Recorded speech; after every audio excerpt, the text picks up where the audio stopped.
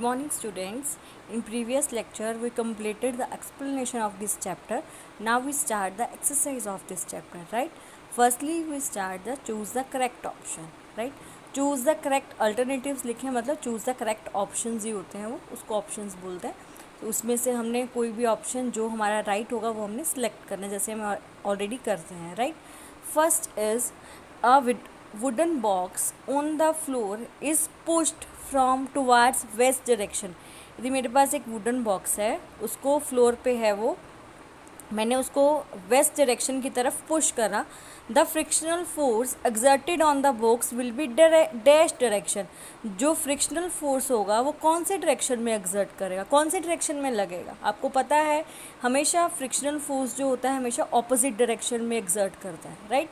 जिस side motion होगा उसके ऑपोजिट डायरेक्शन में वो एक्सर्ट करेगा, मतलब लगेगा वो. इसीलिए आपको पता है कि हमने वेस्ट साइड में वो आप पुश कर रहे हो उसको, ठीक है.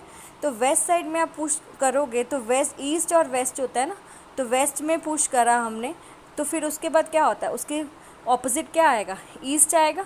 तो ईस्ट डायरेक्शन की तरफ वो मूव करेगा, फ्रिक्शन फोर्स वहाँ पे लगेगा, ईस्ट की तरफ लगेगा. तो my answer is C option, right, east. Okay. Now next is force of friction depends on.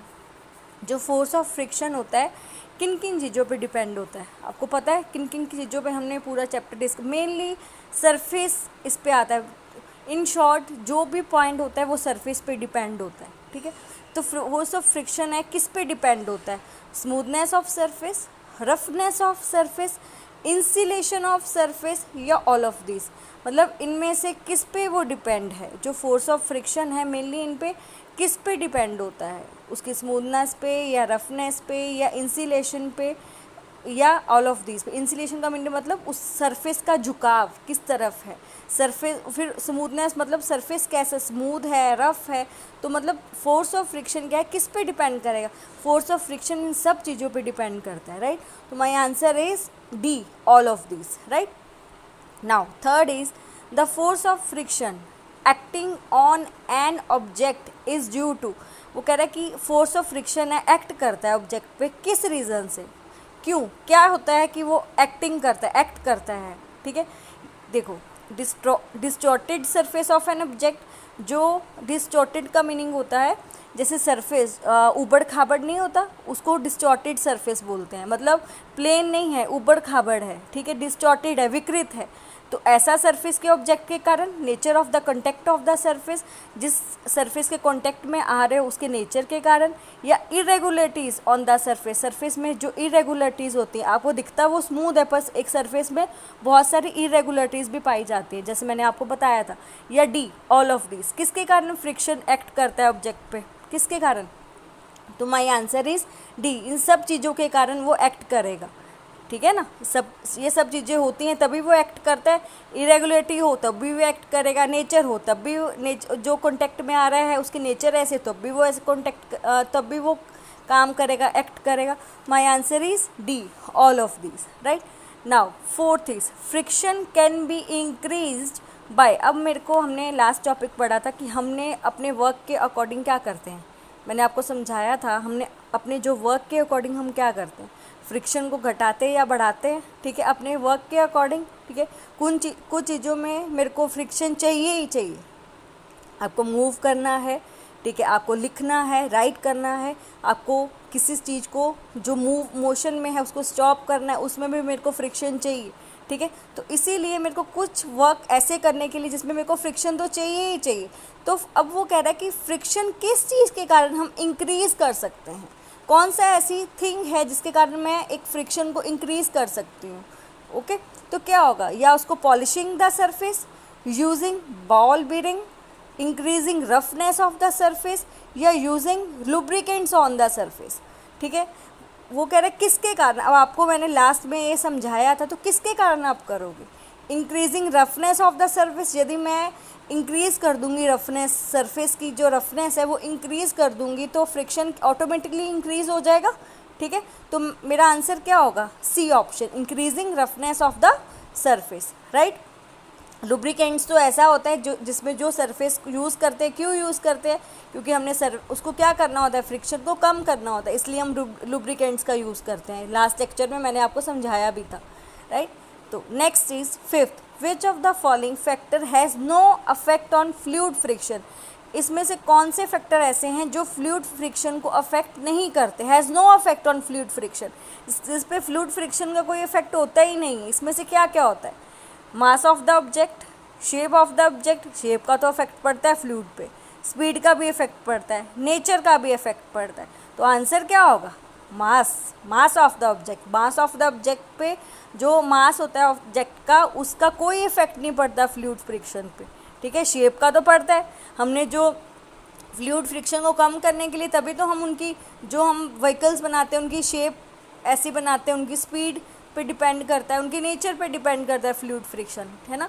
तो किस पे अफेक्ट, कौन सा ऐसा थिंग है जो अफेक्ट नहीं करता उसको, कौन सा ऐसा फैक्टर है, mass of the object, right. My answer is A, right. Now next is sixth, the frictional force exerted by fluid on moving object is called dash. वो कह रहे हैं कि जो फ्रिक्शनल फोर्स है एक्सर्टेड बाय, किसके द्वारा लगाया जा रहा है, फ्लूइड के द्वारा, ऑन मूविंग ऑब्जेक्ट, जो मूव कर रहा है ऑब्जेक्ट, उसको हम क्या बोलते हैं। मैंने आपको बताया था ना कि जब जो ऑब्जेक्ट फ्लूइड है, मूविंग ऑब्जेक्ट है, फ्लूइड एक्सर्टेड बाय फ्लूइड द्वारा एक मूविंग ऑब्जेक्ट पे जब एक फ्रिक्शनल फोर्स लगता है तब उसको क्या कहोगे, ड्रैग कहोगे, रोलिंग कहोगे, स्लाइडिंग कहोगे या ड्रॉन कहोगे, क्या बोलोगे आप उसको। जब फ्लूइड के द्वारा एक फ्लूइड फ्रिक्शन लगता है, ठीक है, उसको हम क्या बोलते हैं, उसका दूसरा नाम भी मैंने बताया था कि जो फ्लूइड फ्रिक्शन को हम और भी क्या बोलते हैं, उसको हम क्या बोलते हैं, ड्रैग बोला जाता है। Answer is A, drag, right.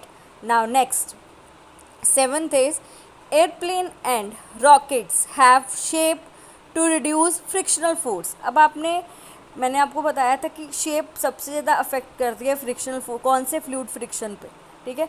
जो फ्रिक्शन रिड्यूस करने के लिए हम शेप बहुत इफ़ेक्ट करती है। तो शेप कैसी बनाते हैं हम, कैसी शेप होती है, मेनली सर्कुलर होती है, स्ट्रीमलाइंड होती है या ट्रायंगुलर होती है या एलिप्स होती है, कौन सी शेप यूज़ करते हैं एरोप्लेन और रॉकेट्स में। मैंने आपको फ्लूइड फ्रिक्शन में बताया था, रिड्यूस करने के लिए आप कौन सी शेप को यूज़ करोगे, हम स्ट्रीमलाइन का मीनिंग होता है, मैंने बताया था ना, जो आगे की शेप होती है वो कैसी होती है, थिन होती है और नुकीली होती है। इसमें स्ट्रीमलाइन का मीनिंग आपको याद होगा, 7th क्लास में हमने डिस्कस करा था स्ट्रीमलाइन शेप।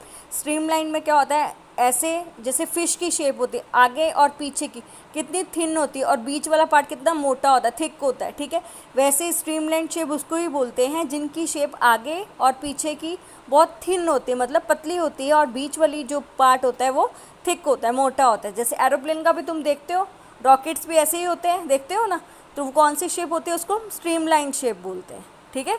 तो streamline shape to reduce frictional force, उन रॉकेट्स और एयरप्लेन की शेप कैसे बनाई जाती है, स्ट्रीमलाइन बनाई जाती है ताकि रिड्यूस कर सके किसको, फ्रिक्शनल फोर्स को, right. My answer is B, okay. Now 8th is the frictional force on an object in a fluid depends on, किस पे डिपेंड करता है, जब एक फ्रिक्शनल फोर्स लगता है, ठीक है, ऑब्जेक्ट पर इन अ फ्लूइड, डिपेंड्स किस पे करता है, nature of the fluid, speed of the object, ठीक है, शेप ऑफ द ऑब्जेक्ट या ऑल ऑफ दिस, किस पे डिपेंड करता है। जब फ्लूइड फ्रिक्शन का जो कॉन्सेप्ट हमने डिस्कस करा वो किन किन जो डिपेंड करता है, फ्लूइड की नेचर की, स्पीड की, ठीक है, और शेप ऑफ द ऑब्जेक्ट की। आपने देखा स्पीड भी अफेक्ट करती है, शेप भी अफेक्ट करती है, नेचर भी करती है, ठीक है। तो क्या आएगा, माय आंसर इज डी, सब चीज़ें अफेक्ट करती हैं, इन चीज़ों के कारण, ये इन चीज़ों पे ही डिपेंड होता है फ्लूइड फ्रिक्शनल फोर्स जो लगता है, इन सारी थिंग्स पे डिपेंड करता है। My answer is D, all of this, right.